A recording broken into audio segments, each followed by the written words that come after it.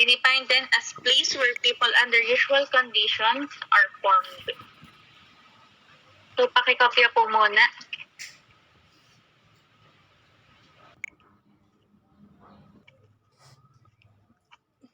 Ito po yung unang slide. Ito pa lang po yung kinokopya ngayon.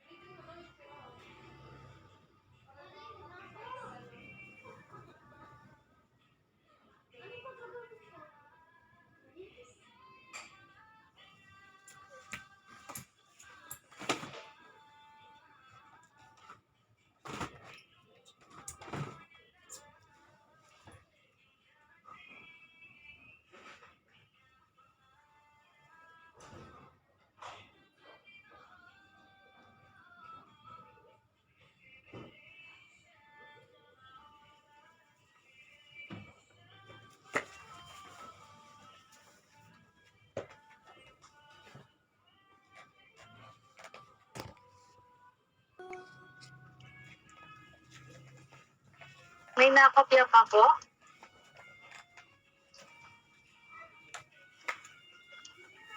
Ma'am Aubrey, pa-screenshot na lang po. Yung late na nakapasok.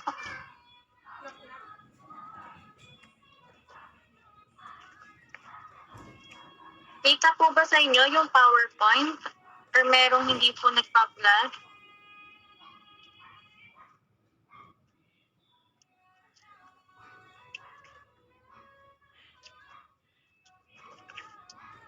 Kung madami yatang hindi nagpa-flash sa PowerPoint, siguro gawa ng connection.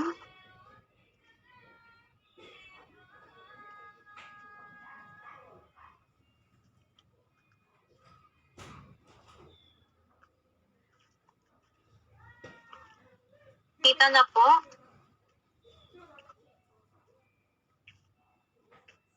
Wala pa din sa iba?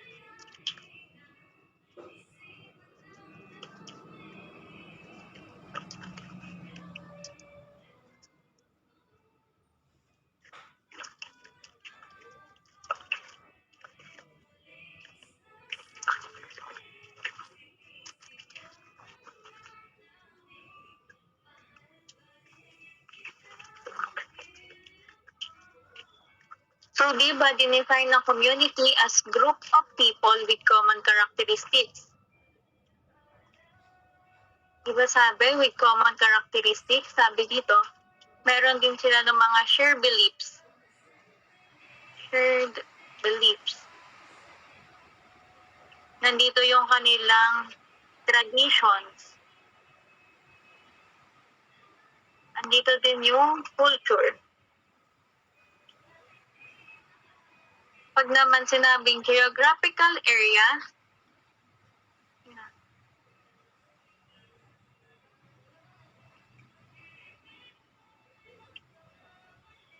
it is the certain land measurement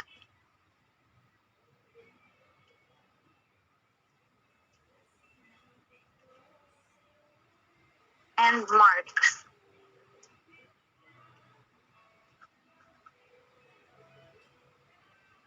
Kapag ang community ay merong fluid boundary,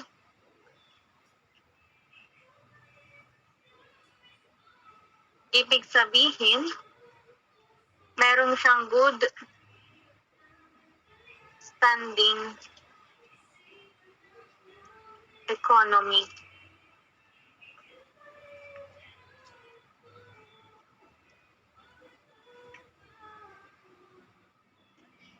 Okay, side note na lang po nito.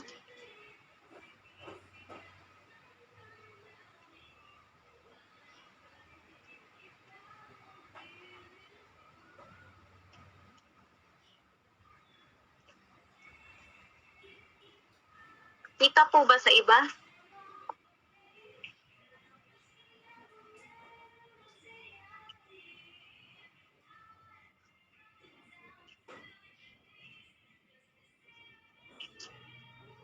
Pa-screenshot na nga lang po, tapos yung mga hindi po nakikita yung presentation, pa-send na lang po sa kanila. Kung sino po yung mga magkakaklase.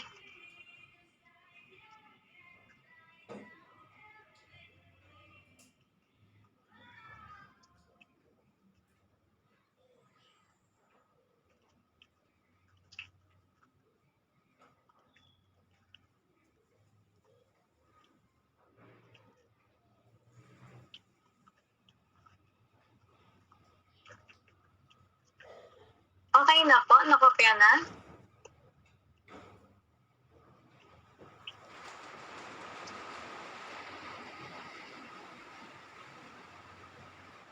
Sige po, pakikopya po muna.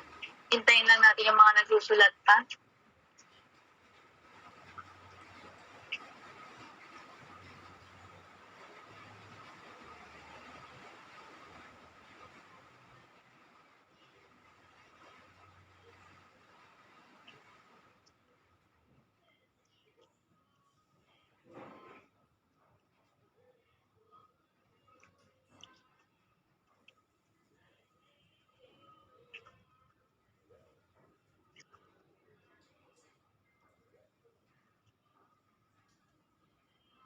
Okay na po.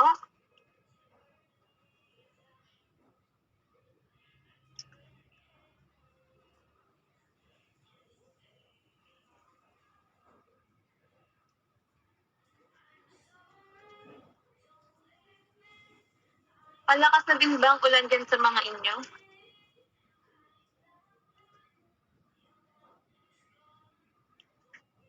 Opo. Kumakapit naman ng mga internet connection nyo? Kaya pa ba ng mga internet connection? Or nahina na din? Nakapit pa naman ng kaunti. So, para dun sa may mga kaklaseng mahina na yung internet connection, paki-screenshot na lang, tapos send na lang sa kanila, ha?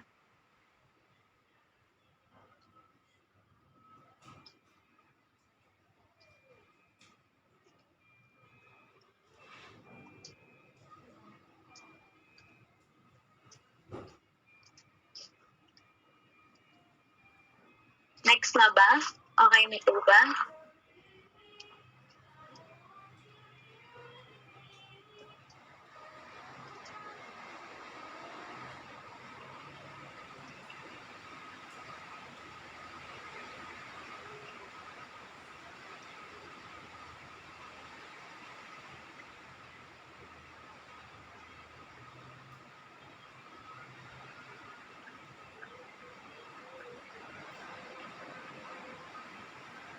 So, unang i-define natin is community. Next natin is yung health. Ngayon naman, i-define natin yung community health.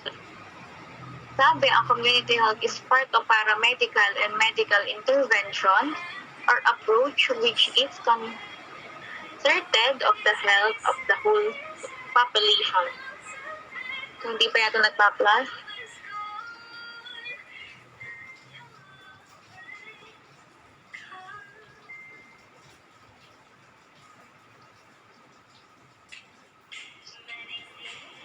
dito ako, mahina na din na aking internet.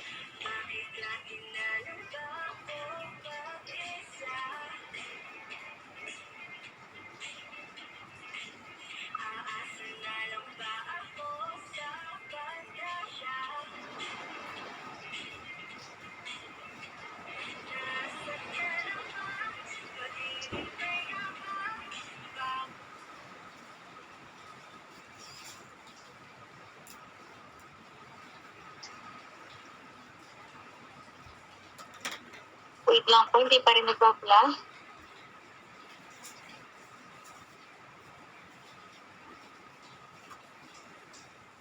Yan. Kita na po sa iba? Or wala pa din?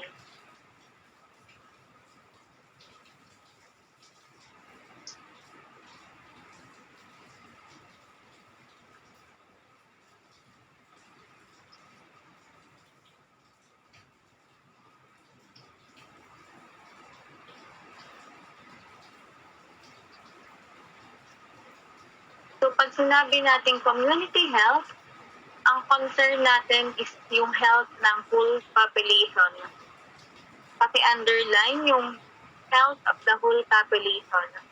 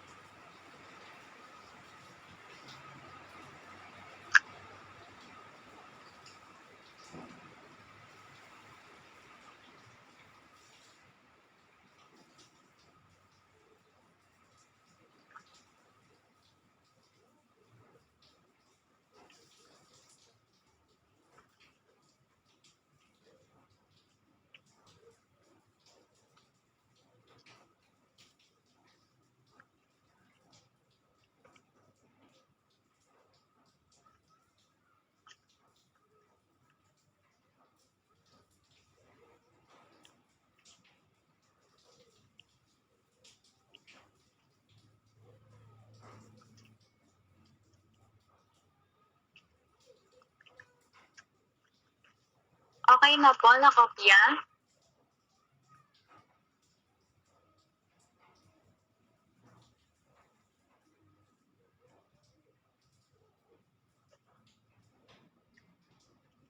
So next po natin is public health.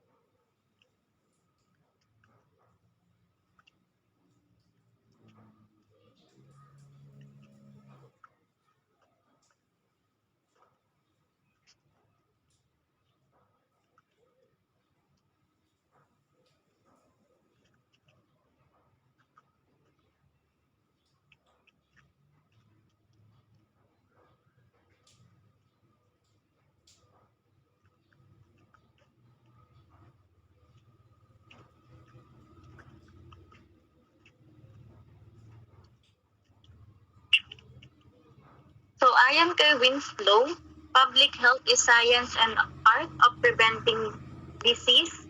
Disease po yun ha. Paki-ayos lang po yung spelling, D-I-S-P-A-S-E.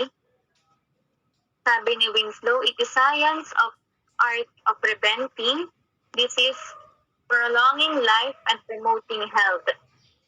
Ito din is to enable every citizen to relative his bright right to health and longevity.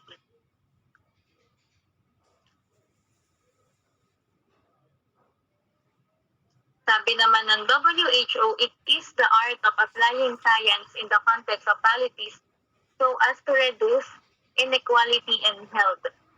Sabi din ng WHO, best health for greatest number. So kung kanina sa community health, ang focus natin is yung health ng whole population. Dito naman sa public health, ang focus lang dito is yung mga poor, marginalized, and indigent sector.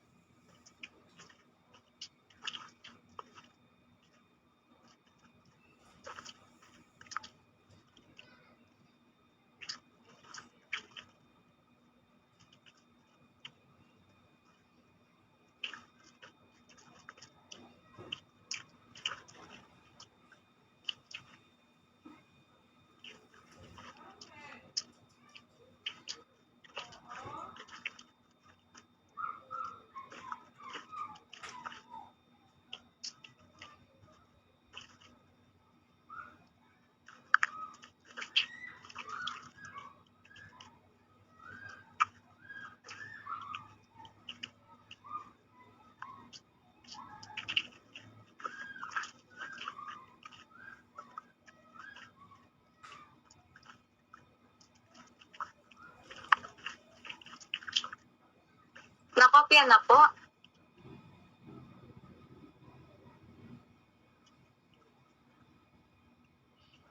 Kita po ba sa lahat?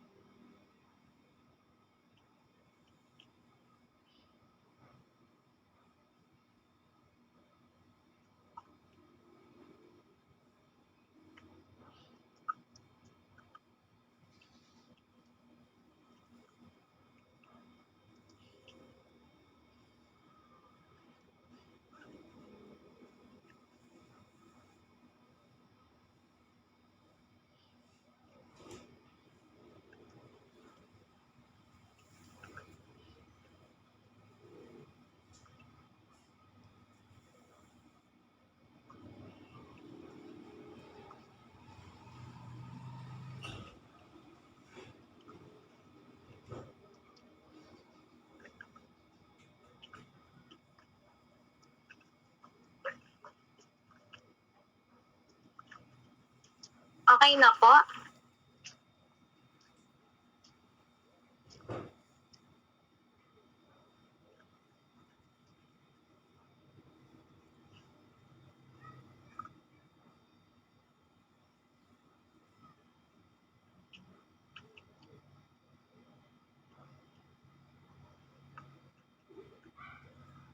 So ito yung sinasabi ko sa inyo kanina na kapag community health, ang focus natin is health of the whole population. Pag naman public health, ang focus lang is yung mga poor, indigent, and marginalized sector. Ito ay under na siya ng government.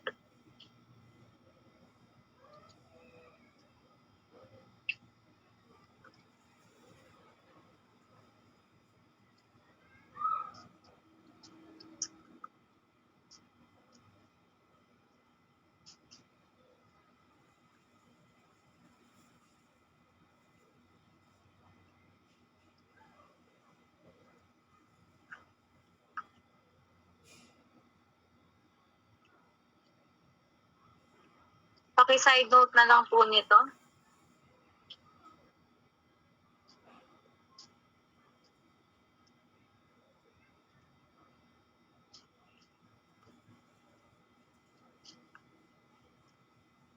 Okay na po, nakopya. Kita sa lahat.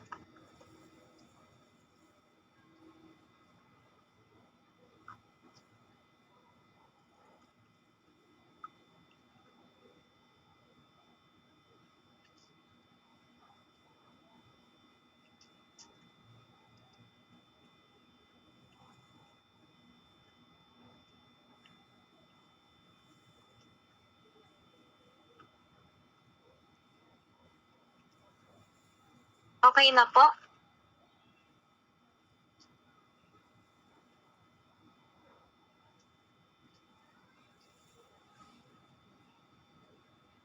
So next, puntahan naman natin yung basic principle ng community health.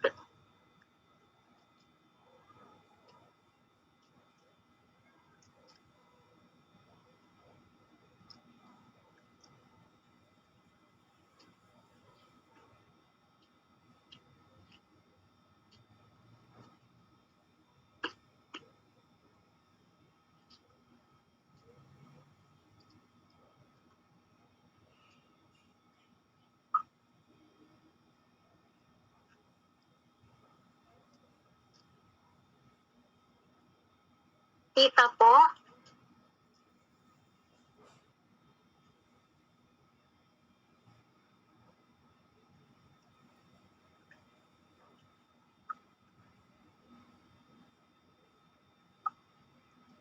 Wait lang po, nahina din ang aking internet.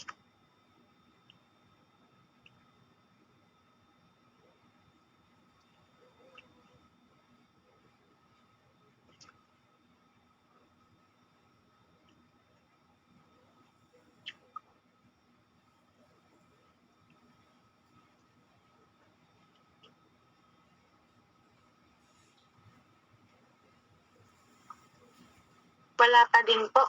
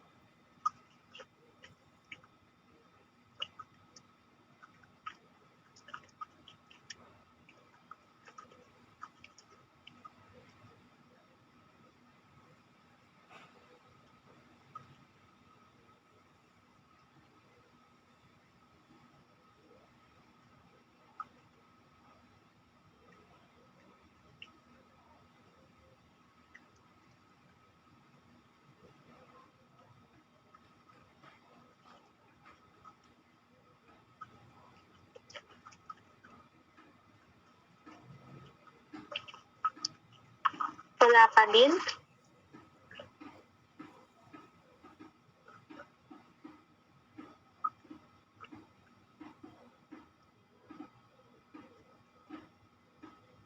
Lumabas na po.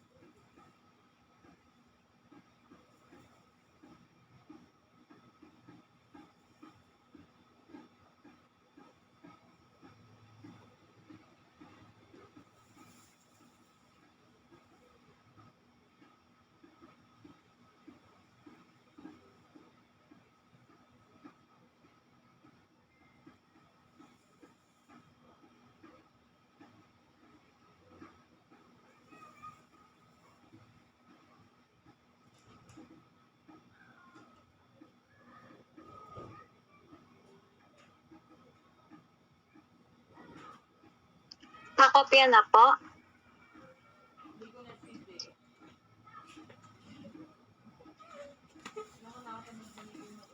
Lilipat po tayo ng meet kasi nagka-oras na ulit.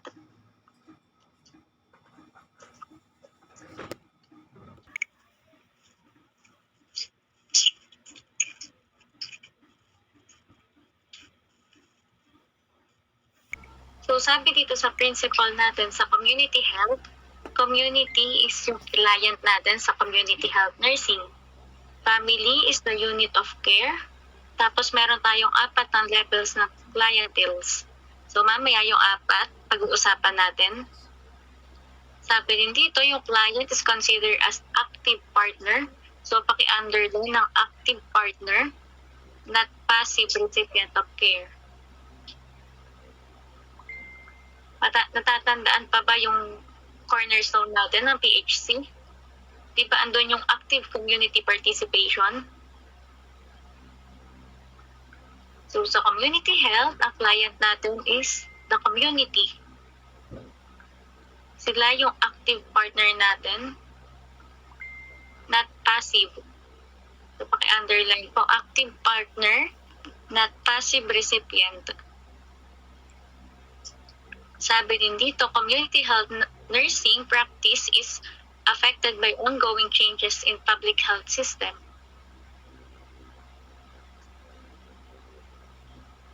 Yun po ay such as shift in demographic and epidemiology, trends in disease, new technologies, existing and emerging environmental hazard, and yung mga health reforms.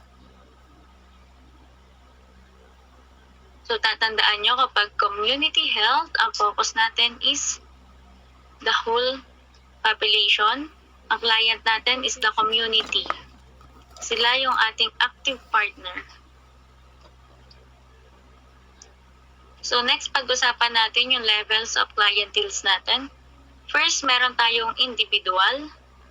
Second is family. Third is subgroups or pop aggregates. And last natin is the community.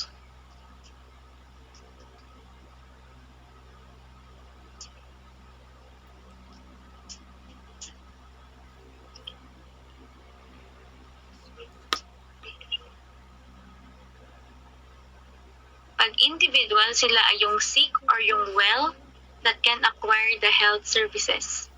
Pakilagyan po ng slash, sick or well po yun. Pag individual, it is the sick or well that can acquire the health services. Ang family natin, ito yung unit of care natin or unit of service.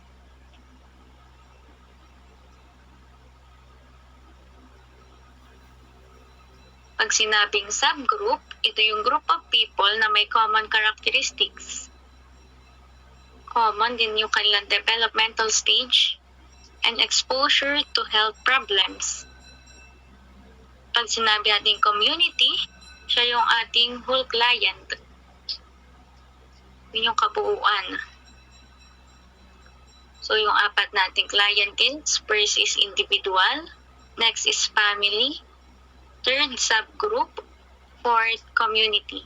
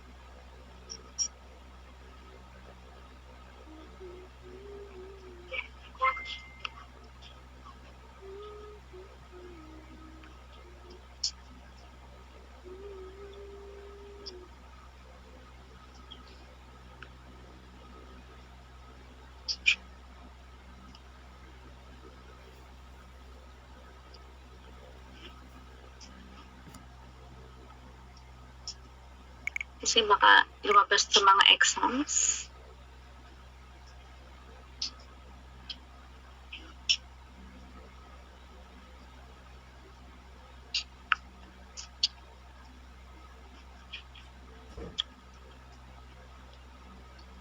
So family, it can be reproduced or can be socialized. Tapos meron tayong 8 types ng family. First natin is yung nuclear. Pag sinabing nuclear, ito yung ang magkakasama lang is mother, father, then yung mga anak. Second is traditional. Pag sinabing traditional, andito yung extended. Kasama yung mga extended family. Third is blended. Kapag blended, dito pwedeng kasama yung step-parents. Pag sinabing cohabitation, dito may kasamang ka-live-in.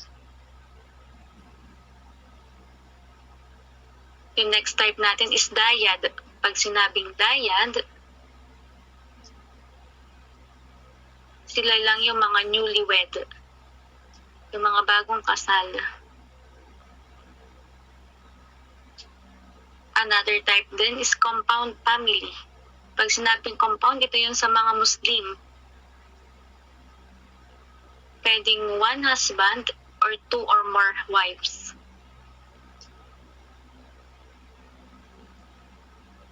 Another type is yung mga single parent. And last type natin is yung gay or lesbian family.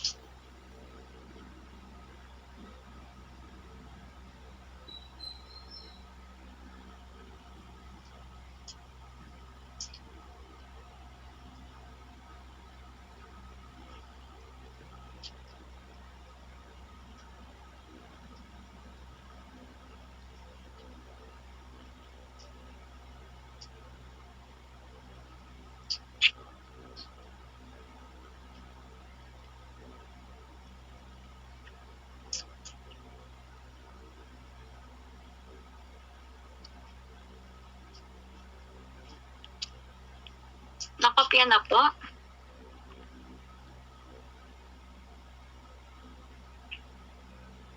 Ay, sorry.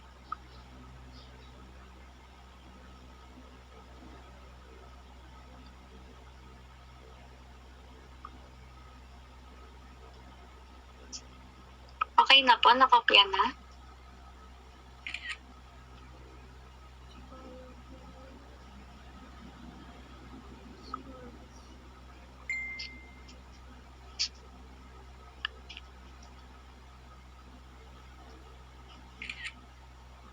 So next, puntahan naman natin yung concept of public health.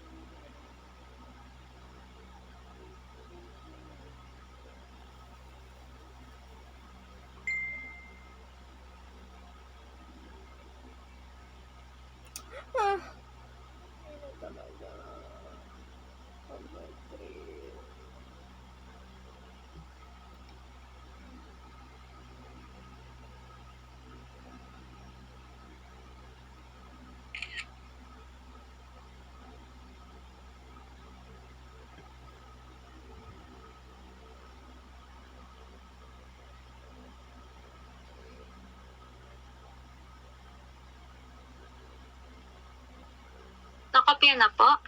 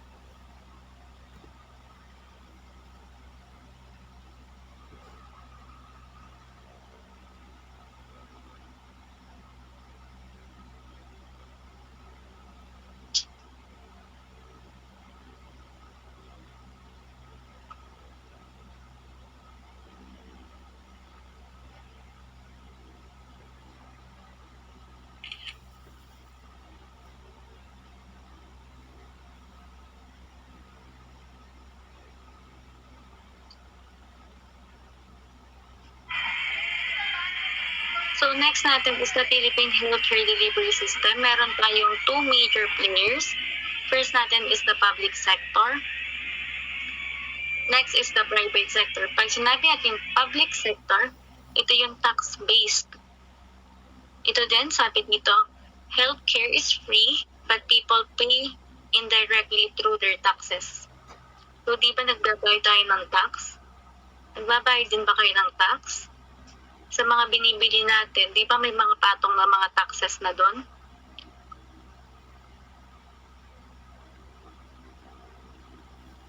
So under ng public sector, nandito yung DOH, ang ating LGU, ating public.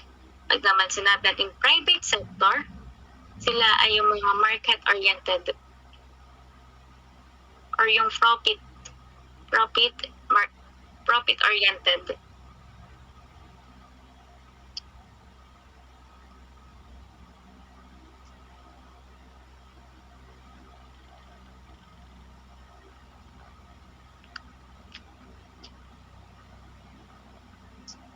So under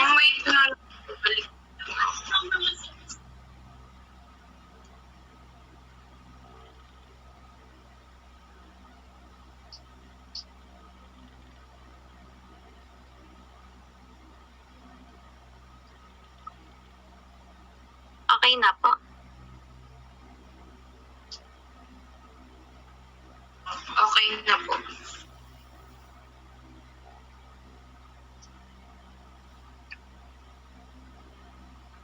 So, di ba sabi ko, under ng public sector, nandito yung Department of Health natin.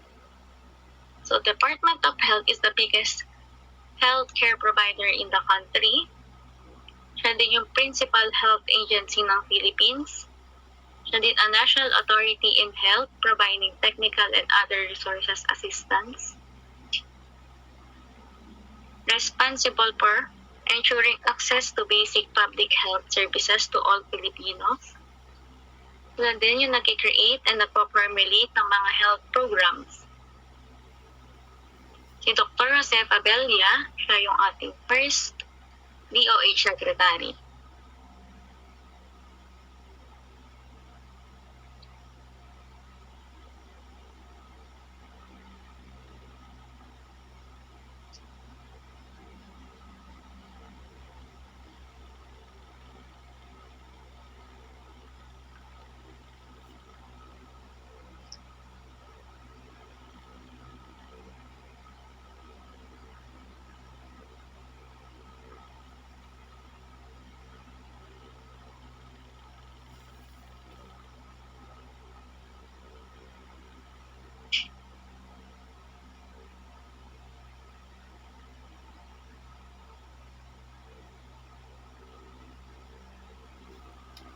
tubig nga lang.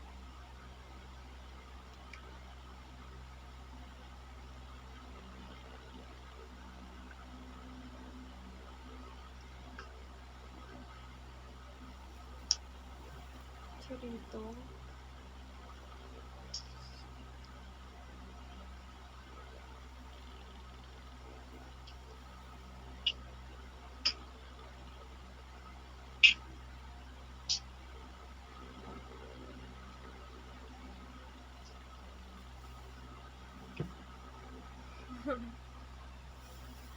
Nasusunod ko na mali yan.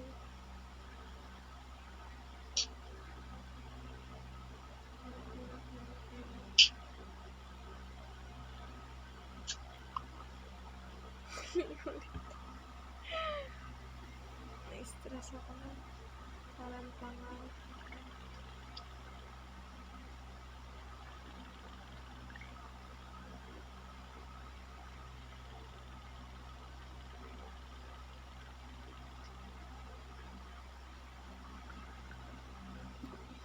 Bad trip na ako.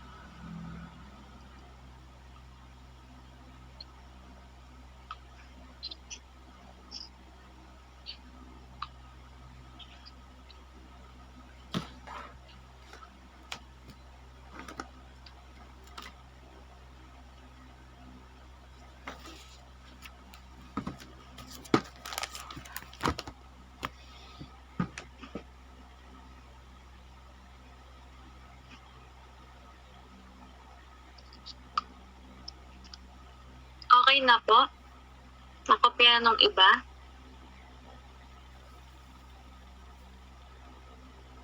Sige po, hintayin lang po natin hindi pa tapos.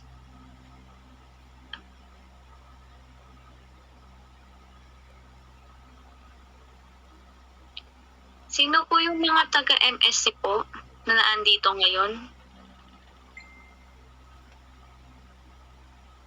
Ilan po kayo? Paki-raise nga po ng hand.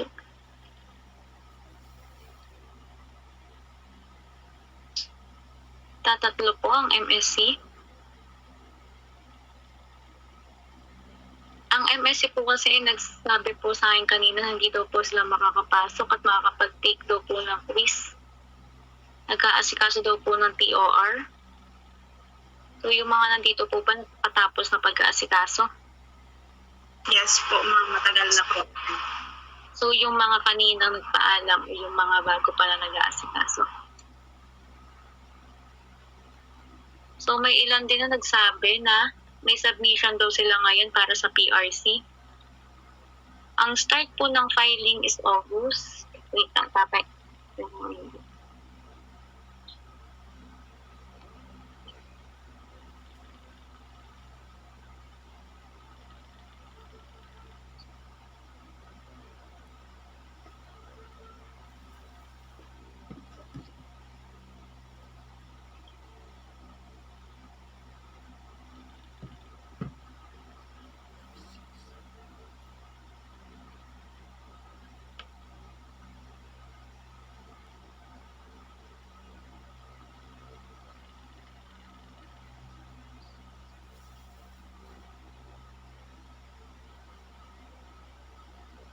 Ang start po ng filing ay sa August 7 hanggang October 6. Okay na ba yung mga pang-file nyo? Kasi may mga nagsabi din sa akin ngayon na may submission daw sila ngayon ng PRC nila. Yes po, Ma'am Regine. Ma'am, i-ask ko lang po kasi kung kailangan po namin bumili ng po nung hindi po kami white scrub suit, ang ginamit po namin pagbo-board exam, yung uniform na po. MSC po ba kayo, ma'am? Palawan? Or OM?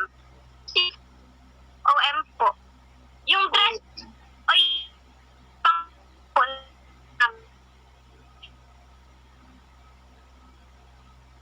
Yung mga kasabay kasi naming OM nung April, karamihan sila naka-scrub suit, naka-white na scrub suit.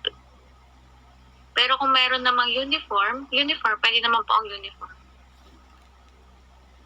Depende po sa inyo kung gusto nyo pong naka-scrub suit pero pag-exam po. Thank you po, ma'am.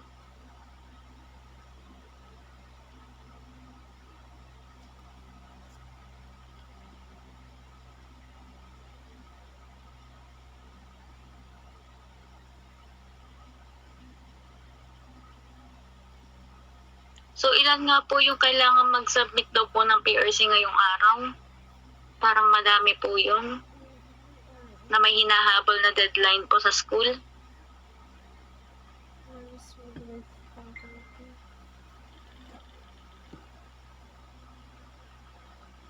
SLSU po ba yun? Yung may kailangan po?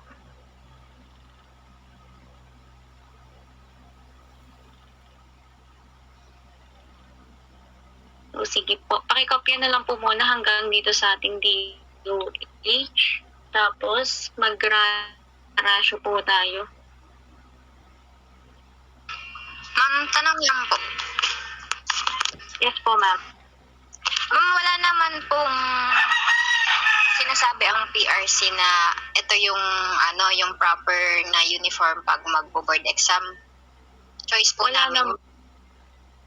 Pero po, advice po talaga yung uniform po. Kasi po, nung time po namin, mga sikip po yung uniform. Yung mga ibang uniform po natin is yung mga dress. Opo, yung duty uniform except yung scrub suit po except lang po doon. Opo, kasi kami nun, yung aming uniform po, yung white namin na dress, tapos naka-stockings po, tapos naka-white shoes. So, kung meron din po kayong ganun, yung ipinapartner po sa white na stockings and white shoes.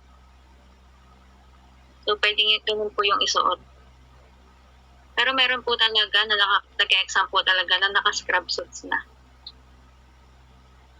Kayo po, kung saan po kayo comfortable pag-exam po, kung gusto nyo naka-uniform nyo or naka-scrub suit.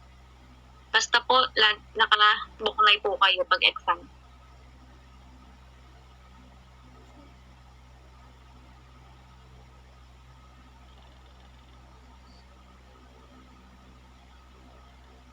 Ma'am, isa na lang. Last na din. Yung nakapusod din po. Ano po, sa atin po, si Ma'am Lisa po, kasi gusto ni Ma'am Lisa nakaban po yung, opo, para kahit mukha tayong stress na sa exam, maganda pa din. Parang ganun. Para hindi mukhang nahihirapan tayo.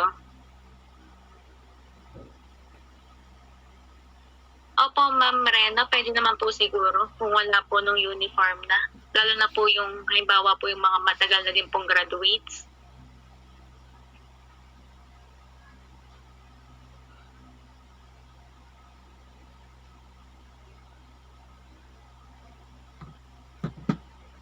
Yes po, Ma'am Rojas.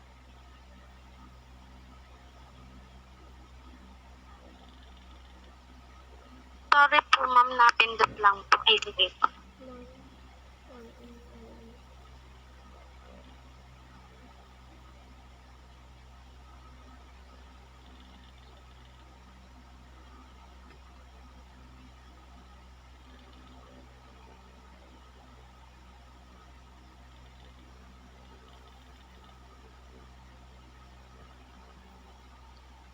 Nakopya na po ito.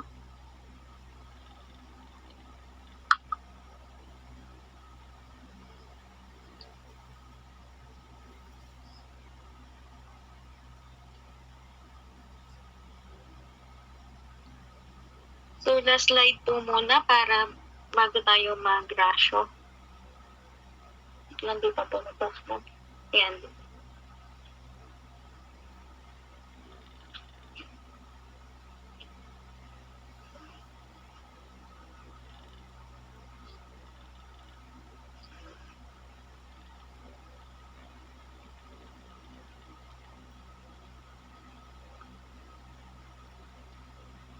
Yung PRC form nyo ba, may required ng number of pages?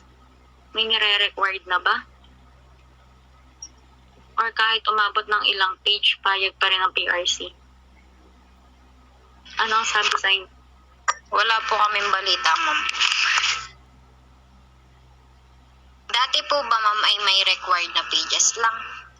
Dati kasi, ano po, parang back-to-back lang po talaga yung binibigay ng PRC, yung sample po nila. Pero ang kinopyahan po namin ng PRC namin is mga CEFI. Kasi sila po yung nauna, parang naayos na po agad nila. So sabi naman daw po ng CEFI, wala naman daw pong kailangan number of pages. Basta may sinusunod lang po na font size, font style, yun lang po. Ma'am, pwede pong malaman kung ano po yung font size tsaka po yung ano pong font yung kailangan. Sa yung ibang